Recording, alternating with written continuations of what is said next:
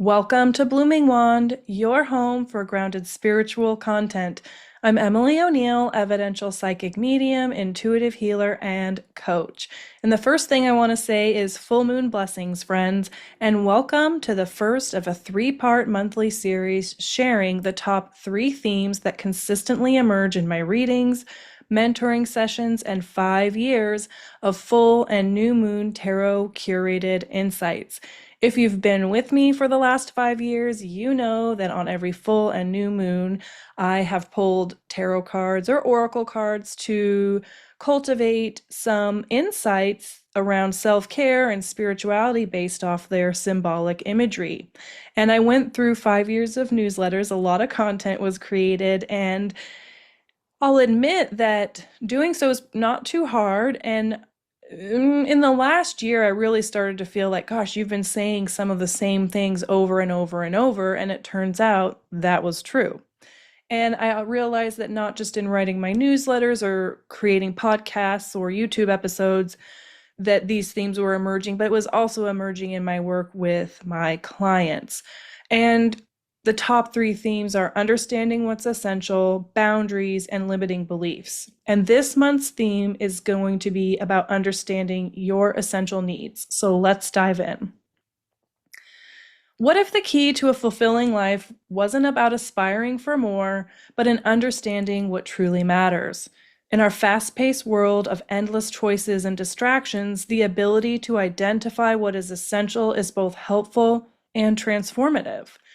Within the practice of becoming clear on what is essential, a guiding light does emerge, and it helps us recognize the elements that align with our deepest values and aspirations.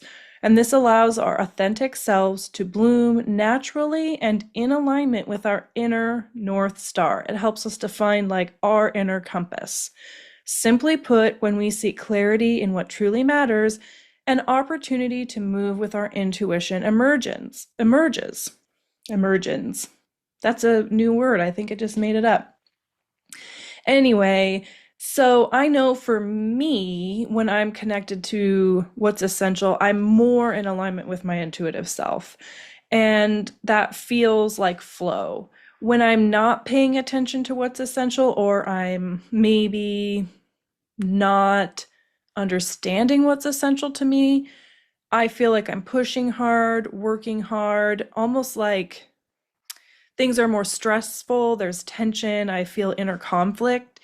And usually if I step back and kind of ground into what is important to me, what really needs my attention right now, which would be a way of aligning with some of your essentials, I find that still point and that North Star, and I'm able to let certain things fall away. And that's what this episode is really all about, is that understanding what's essential is a practical life skill. It's useful and it creates harmony with your intuitive self, which is a huge value here at Blooming Wand. Now, the word essential comes from the Latin essentia, meaning being or essence, and it refers to the fundamental nature of something. Essential is absolutely necessary, meaning it's something that you cannot do without while remaining true to yourself. Essential is core to your being. It's what reflects your deepest values, purpose, and authentic self. Essential is foundational. It's what everything else in your life is built upon. It's irreducible, meaning it's what remains when everything non-essential falls away.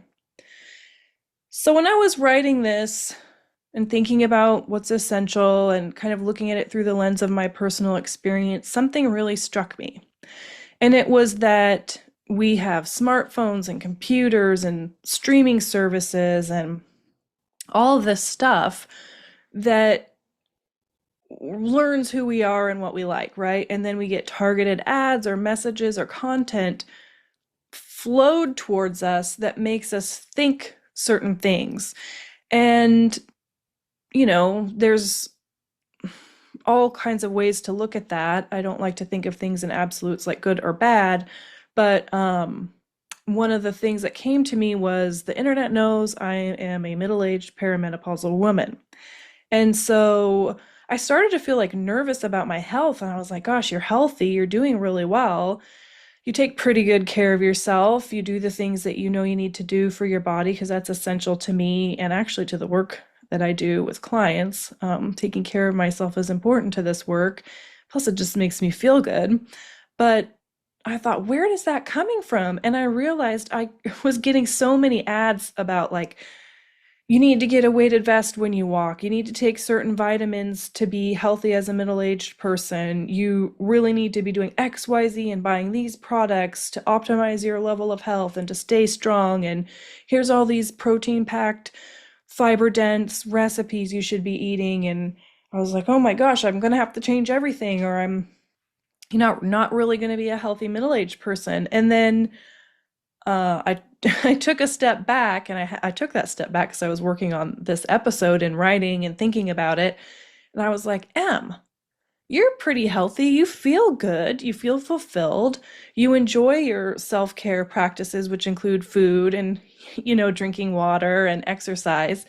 You're strong. Your bones are strong. You're doing good. Where did this come from? This message that something was wrong or that you needed to be doing more. And it was from receiving all of those messages and ads. And I thought, dang, it really gets in the way of understanding what's essential for me when that programming, those repetitive messages are hitting my awareness and my brain. And then, of course, my brain's going to start thinking about it, especially if you've heard it 10 times in a day, right? So I just want to offer to all of us to understand that cultivating and crafting and understanding what's essential does mean potentially peeling back some layers of societal programming. I'm giving you an example about targeted ads, but there's also programming around education, partnerships, when to do those things, how to do those things, having children, all this stuff. And that programming can sometimes get in the way of us really connecting with what our essential is. So, food for thought. Essential is not urgent, it's not popular, it is not comfortable, and it is not static, at least not to me. So, this urgency thing, so one of the things realizing with like targeted ads, we'll just lean into that example, is it made me feel like I had an urgent need to change some of the things I do for my body, but then when I stepped back, I realized that urgency was sort of false urgency. And I feel like we're always feeling a sense of urgency every day. I'm like, especially with everything that's happening in the world, I feel like I have to do something now, like all the time. And that's not taking mindful action. And I do want to contribute to my community. I want to help my community. I want to take care of my community. But that requires thoughtful action, not just me going out and doing things from a place of like that sense of urgency, or when my nervous system is kind of like jacked up and I'm not grounded. I want to move from a place of feeling grounded. But I do want to say that, yeah, essential's not urgent, and many, but not all urgent things are non-essential distractions. So some things really are urgent, obviously. So we just need to be able to suss that out for ourselves. This idea that essential is not popular, so what others consider essential might not align with your authentic needs, and that's fine. So we have to listen to the beat of our own drum, and there are going to be lots of fads and trends and things that emerge, and they might be essential to other people and not to us, and that's fine. Essential is not comfortable. This is very true. So sometimes what's essential does require growth and change, and I can speak from experience on this. A lot of times when my essentials are changing, I experience discomfort, and that's a creative process. It's a learning process, and it's a growth process. Discomfort's part of that, and I don't think that we should shy away from it. We should welcome it because it's like how we stretch and learn and grow. So when you're evaluating your essentials, and if you feel a little bit uncomfortable, that's okay. The other thing that I really want to share and get across is that essential needs and values evolve as you do. They're not static. It's not just this thing that always stays the same. It is true, at least for me, that there are some essentials that have been very consistent throughout my life, probably 3 to 5 things. But there are other essentials that have been way more fluid and have shifted and changed as I've shifted and changed. And as I've gotten older, things have definitely changed. So, younger Emily, what was essential is very different than middle aged Emily. And I'm sure that that's the case for a lot of you. A lot of times we learn something is essential when we don't have it anymore. And this is because the absence of something essential changes who you are or compromises your ability to thrive authentically. Essentials are non negotiables that support not just your survival, but your capacity to grow, to contribute, and to find meaning in your life. To build a foundation for fulfillment, we must first understand the architecture of human motivation. And this brings me to Abraham Maslow's hierarchy of needs, which was first proposed in 1943 and continually refined throughout decades of research. It offers us one powerful framework for understanding what drives us as human beings. However, it's important to recognize that this is just one perspective among many wisdom traditions. Now, before diving into the commonly discussed Maslow framework, aka Maslow's hierarchy of needs, it's important to acknowledge its roots and limitations. When Maslow visited the Sitka Nation, the Blackfoot Nation, in 1938, he witnessed a worldview rooted in balance, community, and sacred reciprocity. He came up with his hierarchy from visiting the Blackfoot people, and what he observed inspired his famous hierarchy. But as indigenous educators have pointed out, he fundamentally misunderstood some of their teachings. And I didn't even really know very much about this before I started working on this episode.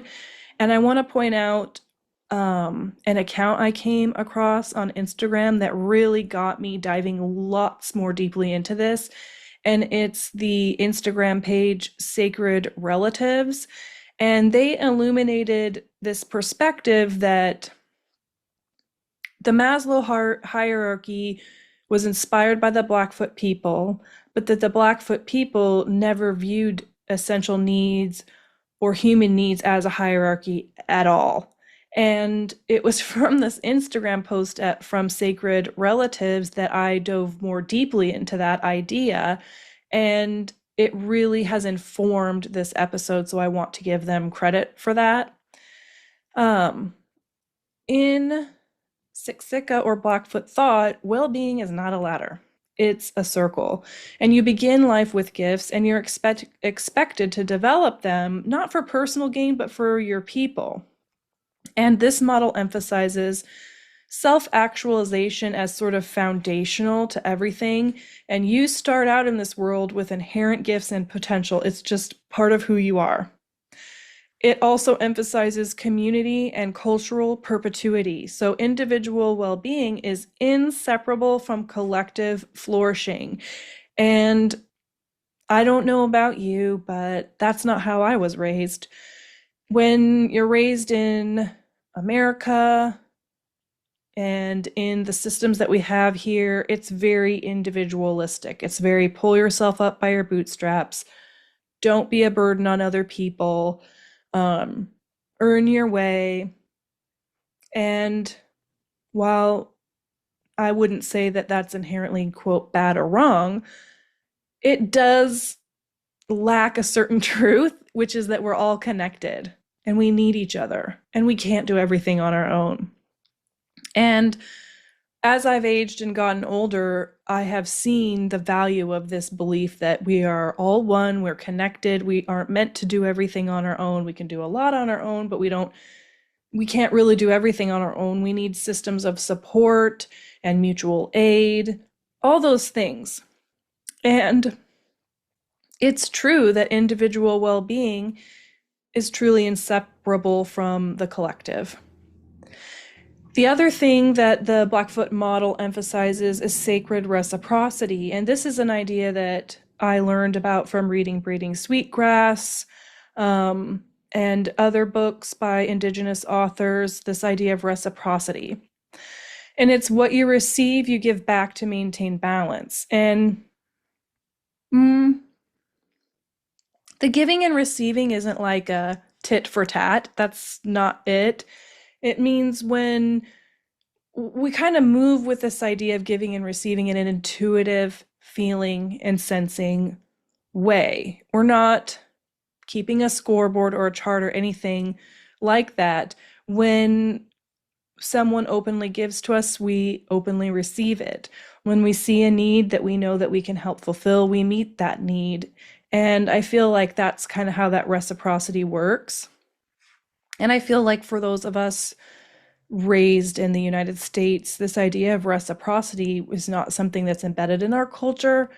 It's certainly not something that is taught. And for me, it's been something that I've had to learn, and I'm still learning it. And I think that that's okay. And I hope this invites you into that process of feeling into how does sacred reciprocity work in your life.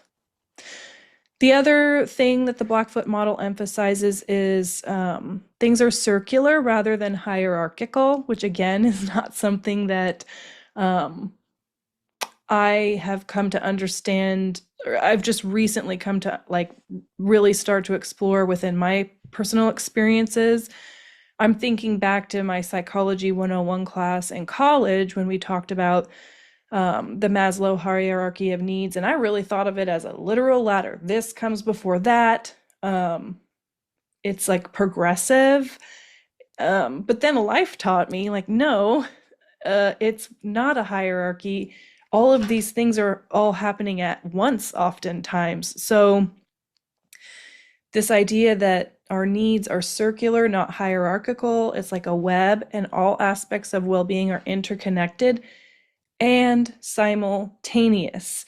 So the logical brain wants to put things in order, and when we think of things as circular and simultaneous, that feels a little bit maybe chaotic to the logical mind, but when we feel into that, we can find that that's actually really true. So the Blackfoot perspective offers profound wisdom about what's truly essential by recognizing the gifts that we come into the world with and the importance of developing them in service to something much larger than ourselves.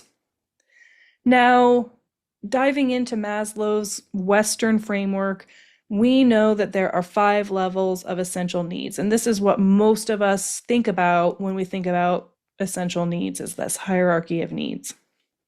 And I think it's important to speak to it since so many of us are familiar with it. So the first level is physiological needs, which are the foundation of our existence. Before we can focus on higher aspirations, at least according to Maslow's framework, our basic survival needs must be met. This includes not just food, water, and shelter, but in our modern context, quality nutrition, restorative sleep, and physical wellness. Understanding what your body truly needs rather than what advertising tells you it wants or what other people tell you you need, it's the first step in identifying what's essential. Now, the second level is safety and security, so creating stability in a very complicated world. Our basic needs are met, so once they're met, we seek stability and predictability, and this includes physical safety, emotional security, financial stability, and health security. In our contemporary context, this also encompasses digital security. How many of you have had your identity stolen? Raise your hand. I know I have, and that's a big pain. Or your bank account's compromised or your credit card compromised. It's a thing. So it encompasses digital security, environmental safety. Climate change is so huge. We know that. We're seeing people's neighborhoods and communities all over the world be compromised because of climate change. So environmental safety is becoming really at the forefront of all of this. And the other component is physiological safety in our workplaces and communities, and psychological safety for that matter. So feeling like our physical, emotional, mental needs are honored in workplaces and communities. For many, as I mentioned, climate anxiety and social instability have redefined what kind of safety means. So here's a question I'd pose to you. What does true security mean to you in today's world? The third level is love and belonging, so authentic connection in the digital age. So we're fundamentally social beings, but our need for meaningful relationships has definitely evolved. This includes not just personal relationships, but belonging to communities that share our values, whether that's environmental activism, social justice, creative expression, or professional purpose, or your spiritual communities, right? Essential relationships are deep, authentic, and aligned with who we truly are, both online and offline. And the quality and authenticity of these relationships over the quantity of them is a guiding principle. I know that for me during the pandemic, as with many people, our lives really changed, and my physical communities weren't there anymore. And so I did turn to online communities, and there are still people who I have deep and meaningful connections with that I've never met in person. A lot of them are members of the Blooming Wand community, and I'm so thankful and grateful to that.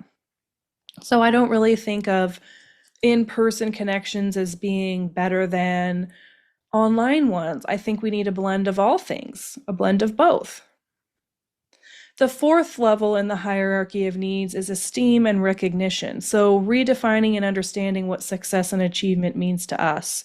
This level encompasses both self respect and recognition from others, but the contemporary values have expanded, or our contemporary values have expanded, what achievement means.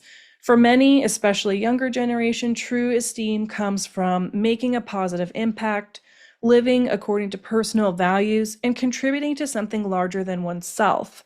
Recognition might come from peers and social movements, creative communities, or purpose-driven work, rather than traditional hierarchical structures.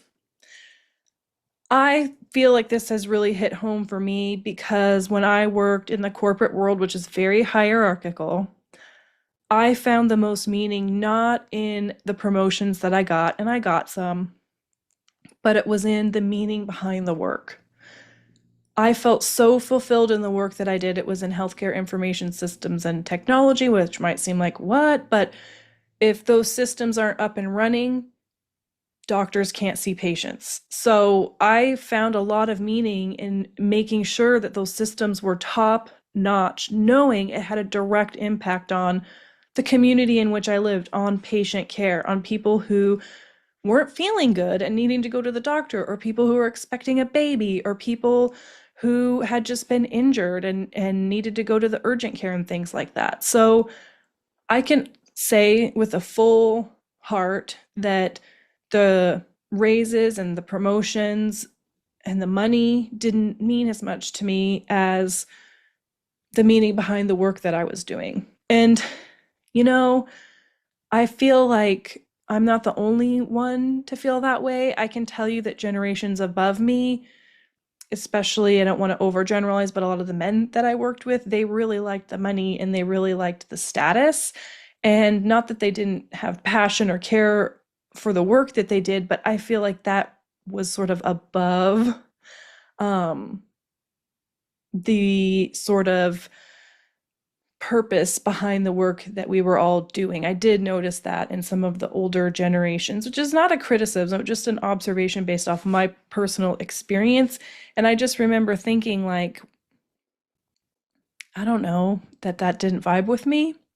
But my question for you is, what accomplishments genuinely matter to you and align with your values? So when you look at your life or you look at what you're working on now, what accomplishments really fill you up and align with your values? Because I'm telling you, those are the ones that are going to make you feel really good. It's going to make you feel like your life has meaning and purpose. And so I think that that's something important to reflect on.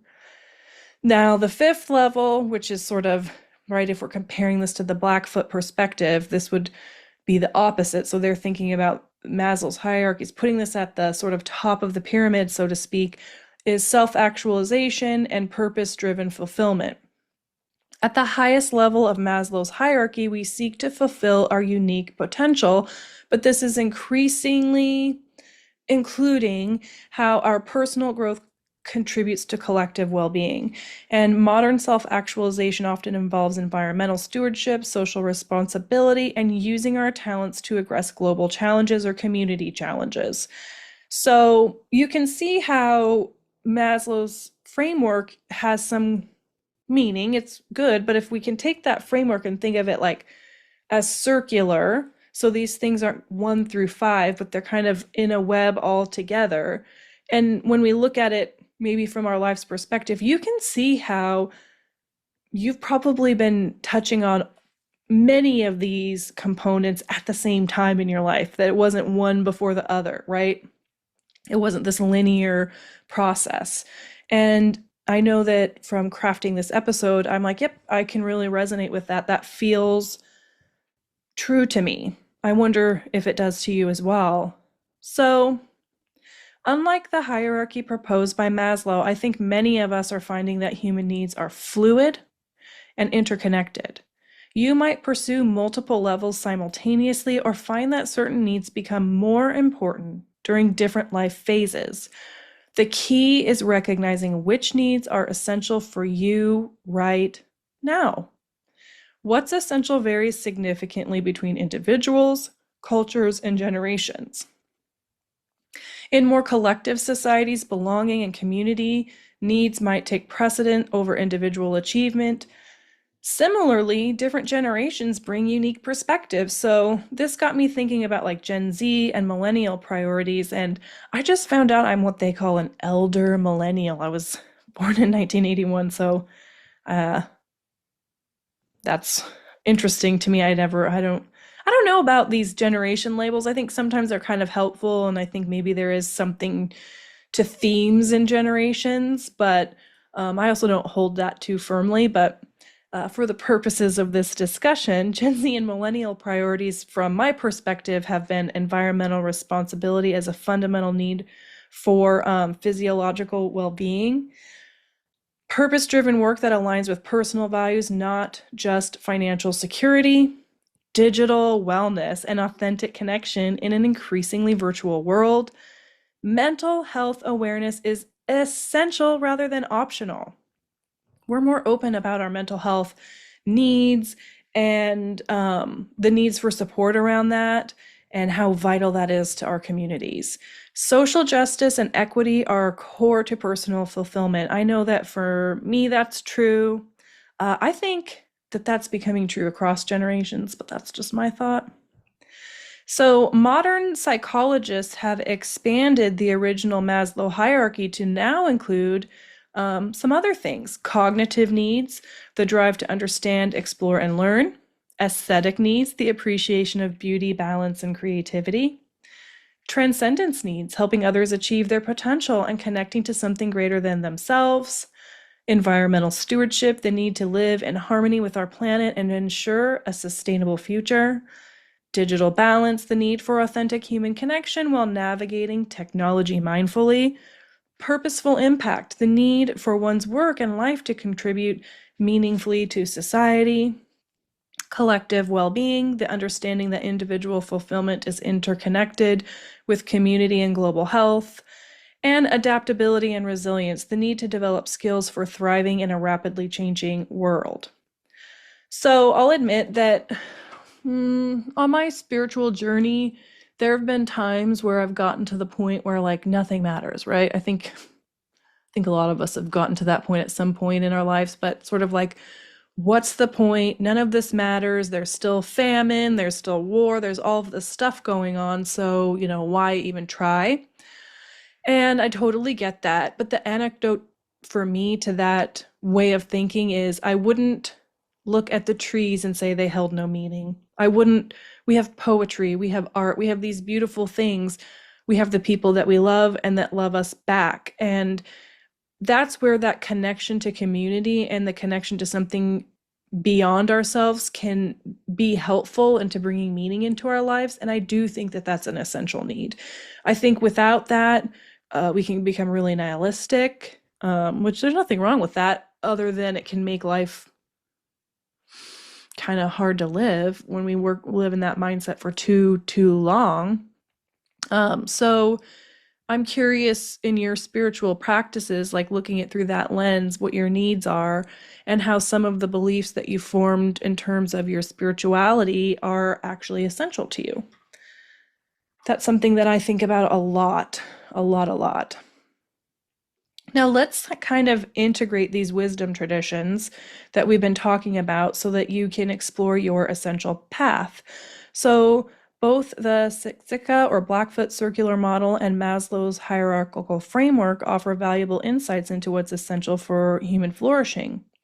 And the key to finding how those perspectives can inform your unique journey is really up to you to kind of think about this stuff. And I think it's worth it. It's been so helpful to me to dive into this. It's been a part of my practice for a while, but in creating this episode, I got to kind of dive into it more deeply for myself.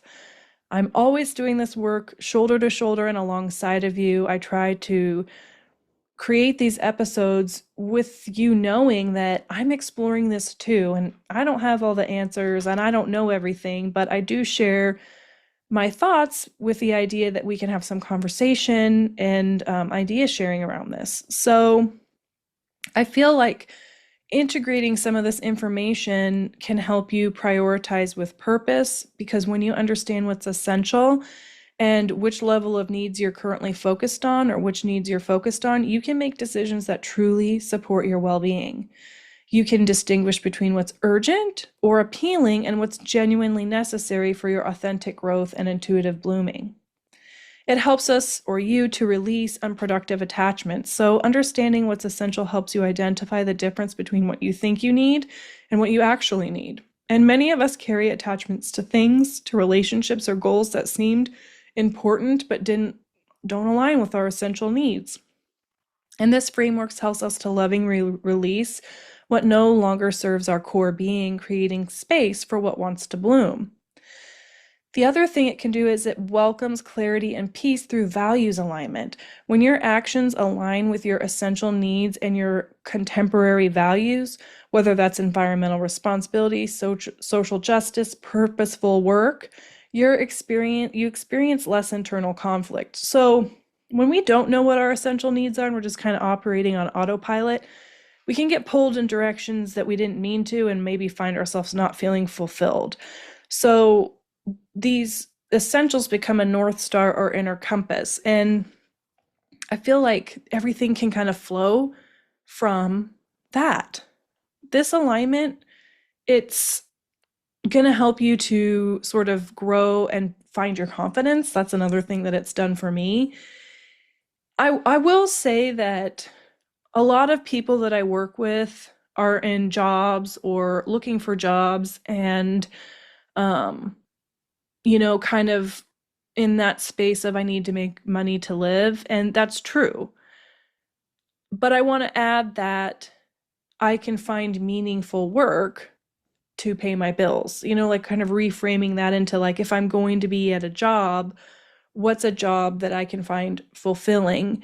And if you're not sure what's fulfilling to you, one of the things that I did or I have done is I just started being of service. So I've certainly been lost at times in my life. I've had jobs I didn't like.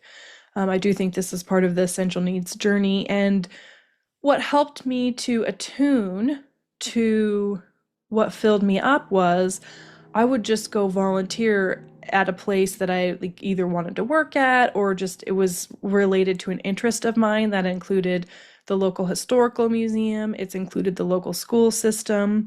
It's included helping out artists, working with other artists on their businesses or just helping them build their online shops and things like that, just to be of service. And it connected me to things that filled me up so that the way that I was earning a living wasn't sort of the center of my focus. Yes, I had to have or thought I had to have certain jobs to pay my bills, and I would really overly identify with that job and then become very unhappy.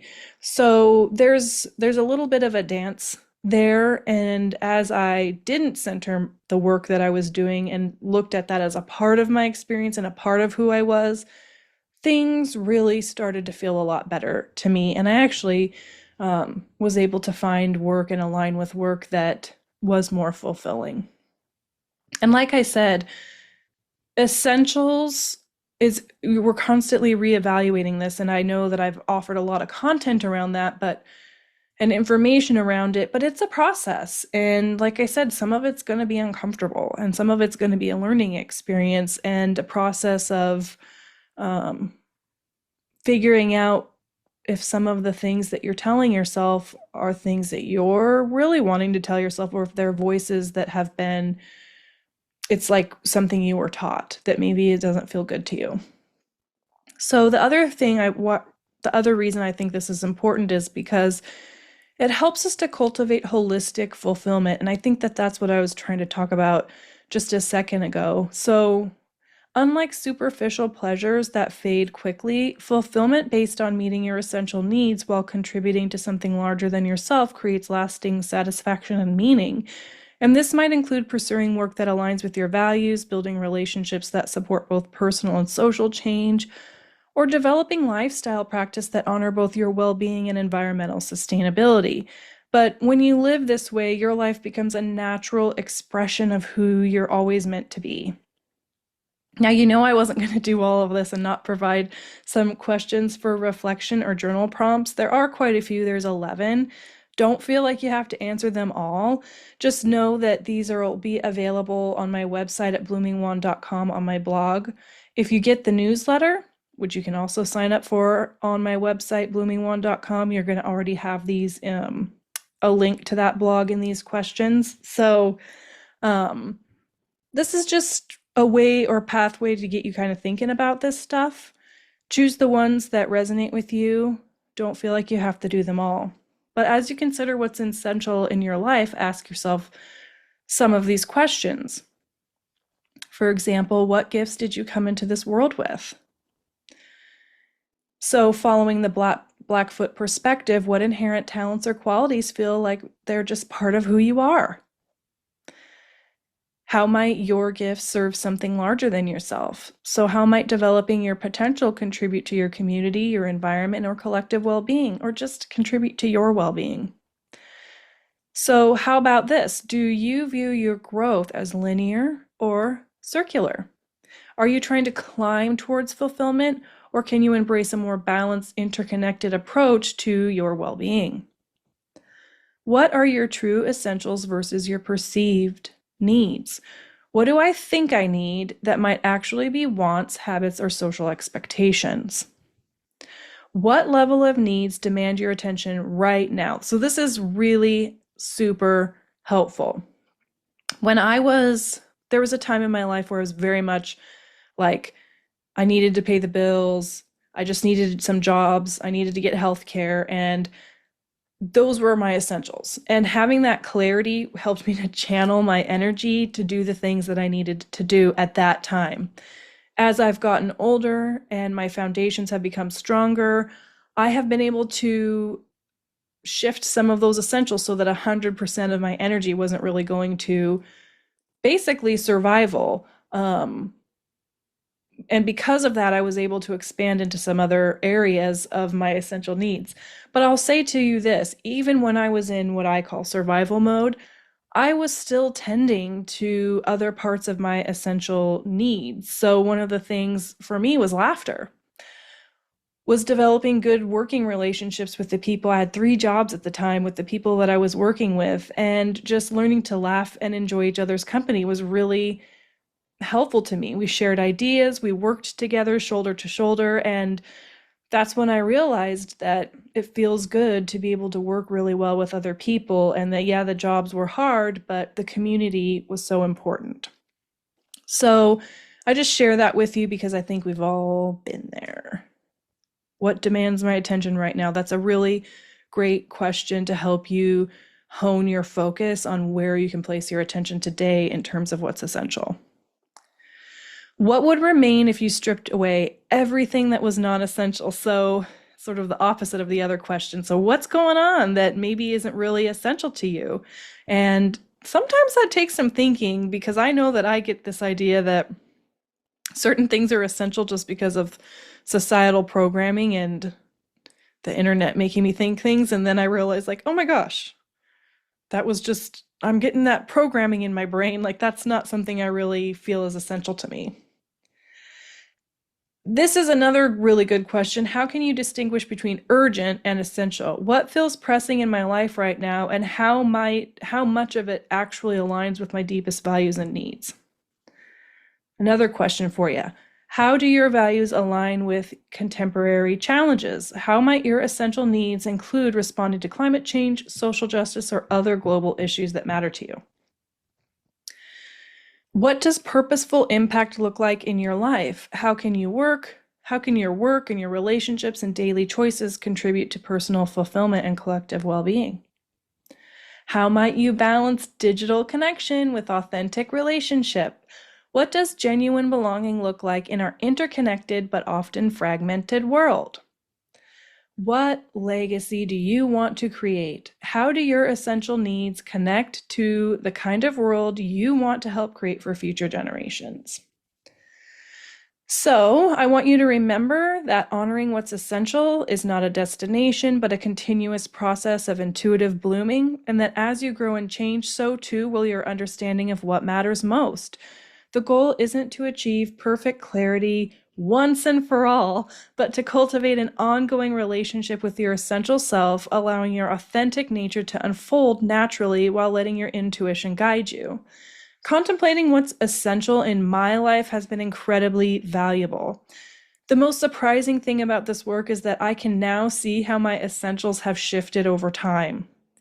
There was a period in my life where my main focus was on survival. I mentioned that, on making enough money to make ends meet. And that was a valuable time in my life because having clear needs, food, water, shelter, gave me clear focus. And as I've gotten older and my foundations have grown stronger, I can see how my essentials have changed. Now, I hope that you embrace the process of discovering what's essential to you with an open heart and a clear mind, knowing that by honoring what's essential, you cultivate a life of purpose, joy, and authenticity. What more could we ask for?